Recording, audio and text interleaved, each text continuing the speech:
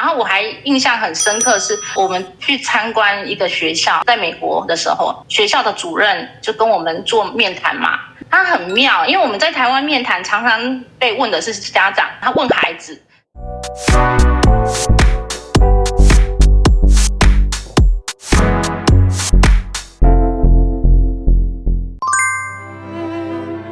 有些日子不需要特别的理由，也想让自己状态最好，因为照顾自己是每天都值得的浪漫。吉尼弗洛樱花保湿精华专为私密肌研发，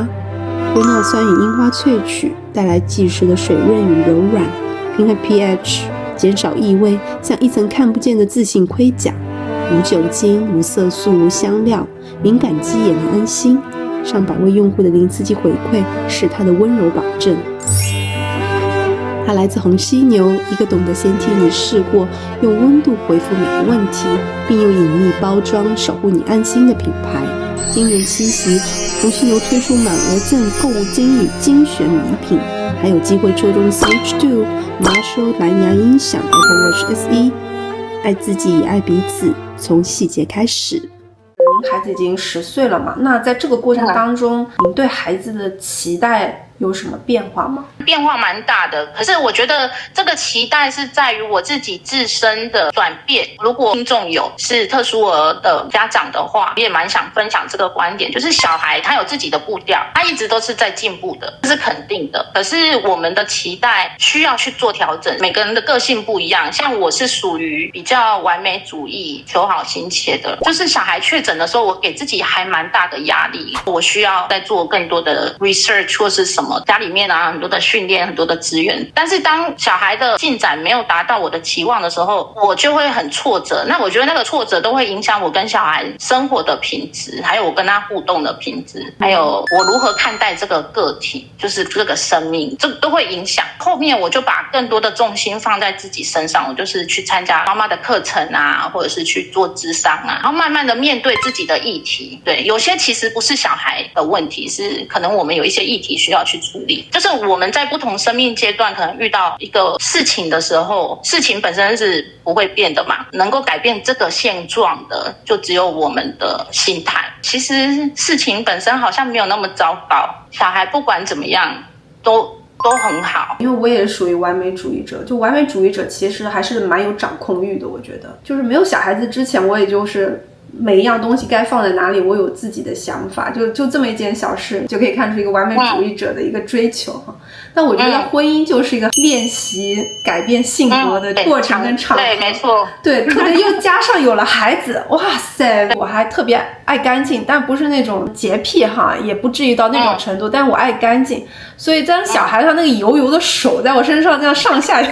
摸的时候，哇塞！这对我来讲真的需要很大的那个就是克服。心理上有一种障碍，你知道，就妈妈为什么会变得越来越穿得随便，可能也跟这个有关系。就是反正孩子会弄脏，这个衣服很快要洗，我想说一切就改变了，就性格也随之改变了。以前我也是那种秩序感很重的，我做一件事情，我可能就会预设他的 ABC 计划、备案什么的。可是这个小孩，第一，我们小孩出生的时间就不在计划，什么时候要来到你的人生做你的小孩，这个就是一个意外。你可以做很多的努力。可是努力不一定会实现。第二，小孩生下来他会成为一个什么样的孩子，我们不知道。没错，这个也是一个第二个意外。他的个性也不是你能够掌握的，他就是他自己。我觉得我慢慢的在更开阔了。就是台美文化在对待特殊需求孩子的时候，最大的不同是哪里啊？因为我们没有住在美国，回美国的话就是暑假嘛，我只能分享我跟家人互动的观点，我没有办法深入到整个社会。了解。我婆婆他们一开始可能会，我小孩确诊的时候，可能2岁我们带回去，然后他会觉得，这个孩子的行为模式确实有点怪怪的，可能要带他去看医生。可是确诊之后，他们就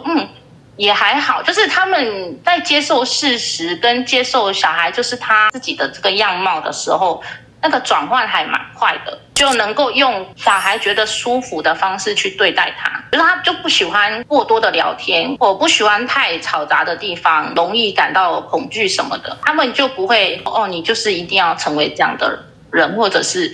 你没有这样我就会难过。可是我爸爸妈妈他们在这个心态的转换上比较难一点，虽然他们好像知道小孩他有一些状况，可是他们还是有他的期待，他的期待总是在把孩子往正常或不正常的这个分界线上去做。他好像最近我觉得他进步很多啊，好像看起来也还好，好像慢慢变正常，这样的言论出来，可是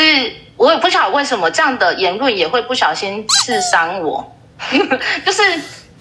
就是我很想让我的爸爸妈妈知道说，不正常也是一种正常。这个社会或每一件事没有一个度量，没有一个基准线的，每个人都有他自己的差异。那我觉得可能这个就是东西方文化，我觉得还蛮明显的。我们总是习惯事情在一个基准线上，大家一起突发。那西方文化就是没有一个所谓的应该达到的目标，所谓的什么是最好，什么是比较好，什么是比较差，就是不同。那不同，你就是去接受他的状态就好了。虽然我只是回去一个暑假，可是我不知道为什么我的身心就会觉得比较自在，就会觉得我的小孩高中毕业也还好，美国高中毕业的一大堆，快乐成就都是在于你自己个人，就自由度就会变得很宽广，然后那个无形中就会减低很多的压力。您的孩子就是现在在台湾受的教育是属于那个融合教育嘛，对吧？具体是一个什么样的形式，会有哪一些支援的措施呢？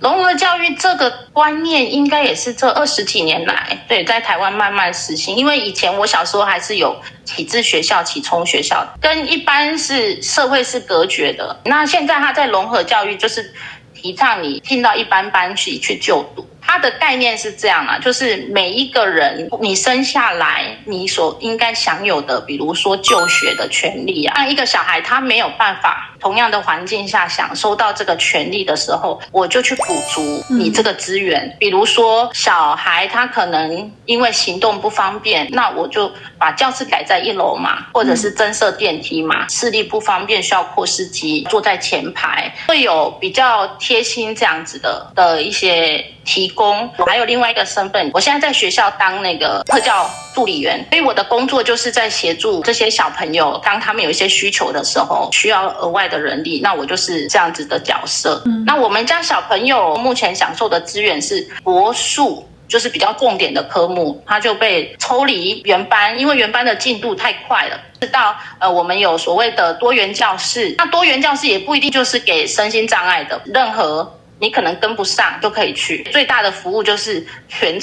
部抽离出来。那现在学校都很缺老师，那特教员是不是也很缺啊？是，没错，这是一个很大的议题，不管任何一个国家目前就是特教人员都是稀缺。我觉得可能需要拥有一点使命，你在做这一份工作比较不会觉得那么挫折。我们蛮多身边都是特殊儿的父母去做教师助理，或者是后面去念特教系，然后当特教师，因为我们已经算是有实战经验嘛。根据目前的法规是一个班级可以有2个学生，只是说学校不能拒收。以我们家儿子的这个学校来讲好了，他当初设校就是他规定只能够开4个班，因为后面家长可能发现这个学校的特教资源做得还蛮好的，他只要有身份，就是学校是不能拒收，所以他们为了更多的小孩就在增设班级。我们有一次是12个小朋友，12个特殊生，那我们为了这12个小朋友又再开了6个班级啊，这真的是挺特别的。如果看到我们节目的您家中有特殊生，也欢迎可以给卓卓就是发 email， 那卓卓也会根据您的需要，就是把您的资讯给到 Flora， 有任何需要你们都可以直接沟通，这样可以吗 Flora？ 可以。好。最后呢 Flora， 你有什么想向大众表达的？不管什么样的议题讲到交流，就是要回归到2个群体嘛，有特殊小孩的群体跟没有特殊小孩的家庭，去达到一个平衡。目前为止啊，我觉得我接受到的社会善意都还蛮多的，然后大家的包容力都还蛮大的。唯一可能就是希望大家平常心的看待我们就可以了。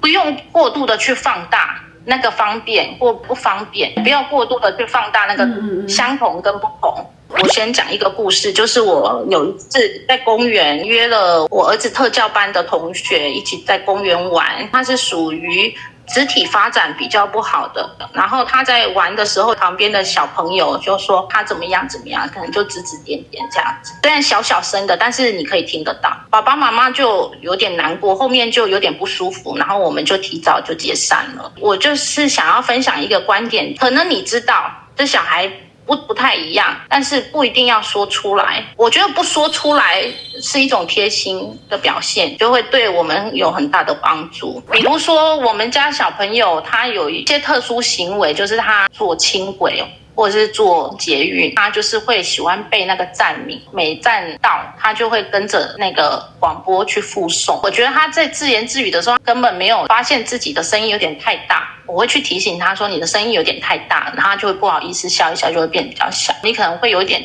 害怕旁边这个人怎么会这样一直碎碎念，每一站都要念这样子，不止就是中文英文什么，就是人家怎么讲，而且还要去学那个腔调。对，可是了解的话，其实他就是像每个人都可能会有一些行为上的特异性啊，就不用太特别的去 spotlight这个东西。自闭症它不是一种病，它只是不同的一个大脑的运作方式。对，它可能在社交互动上呢有一些挑战哈，但是它在其他方面，比如专注、记忆、观察、创造上呢又有特别的优势。所以呢，我们看自闭症的孩子哈，真的是要改变原有的一些固有的那种眼光。其实自闭症现在更多就是比较说自闭症类群，然后光谱这样子的一个名称。我们后来暑假回美国，他们不再讲 ASD 这个词，他们都讲 spectrum， 就是光谱，就是 my kid is in spectrum， 就是他是光谱中的孩子。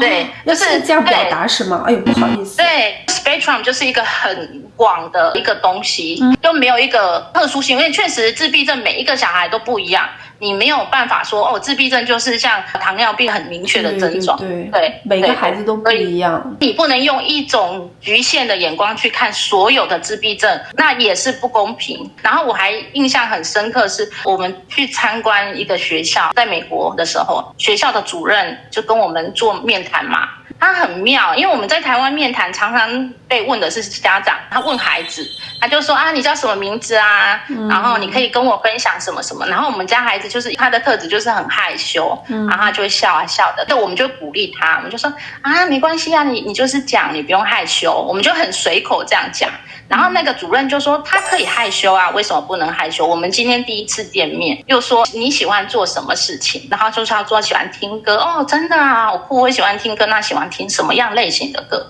很认真的聆听小孩子他的表达。我就会觉得那个就是对生命的尊重，而且他的尊重也不是显现在非常刻意的方式，好像就很顺其自然，就让我觉得非常的自在。像我们去餐厅点餐也是，就是比如说那个 waiter or waitress 他会问你要喝什么嘛，我们在台湾都会通常就是有妈妈爸爸统一啊，先想好啊，你要吃什么什么，我就帮你点了。那可能他也习惯就是听一个人点餐。可是在美国，他刚开始可能你进去坐下，他就会问每个人想要喝什么，那他是每一个一个问的。到小孩他还是会问，还是叫他 Sir， 你今天想来一杯什么？我观察到我觉得很妙的点，你不管你几岁，你就是一个个别的个体，你需要被接受同等的关注，不一定要特别或特别好或特别不好。像我们现在也很习惯在路上推着轮椅的人，他有需要帮忙，我们再上前去帮忙，我们不会因为一个人坐着轮椅一定要特别的去怎么样。其实在某个层面就是一种平等尊重，社会上的平等是在于你跟我是一样的，所以我不会特别的去你过多的关照。别人过多的关注真的会让我觉得我好像是一个很失能的人，我不需要有这种感觉。我不确定就是在这之前您就是深度思考，还是说因为孩子的关系就是经历了这样一个深度思考，但的确就是您分享的这些观点非常的有内容，是需要观众包括我都是要消化一下。而且我能够感受到您说最后的那个就是不同视角去看待我们以为的弱势群体哈，就是他们的需要的时候，可能会有一些偏差，就是我们可能预设了他是一个弱势群体，他需要得到帮助，但首先还是要尊重他，说他需不需要这个时候有人来帮助他做某一件事情哈。所以我觉得这个真的需要让我再消化一下，平衡的那个点就像是那个摆一个东西，它的重心没摆好，它就会倒下来一样，就是很难拿捏，所以我还得好好思考一下。那今天非常感谢 Flora 给了我们很多不一样视角的思考，在没有深入的了解一个特殊儿的家庭之前，我们可能有一些肤浅的认识，但真的这样深入的沟通之后，我发现我有太多东西要被重塑了。非常感谢 Flora 很不藏私的跟大家来分享自己的经历，再次的感谢您。不客气。就今天听到的这些信息，如果说有观众朋友有特别的感受，也欢迎给卓卓留言。那我们下期影片再见咯，不见不散，拜拜。拜拜。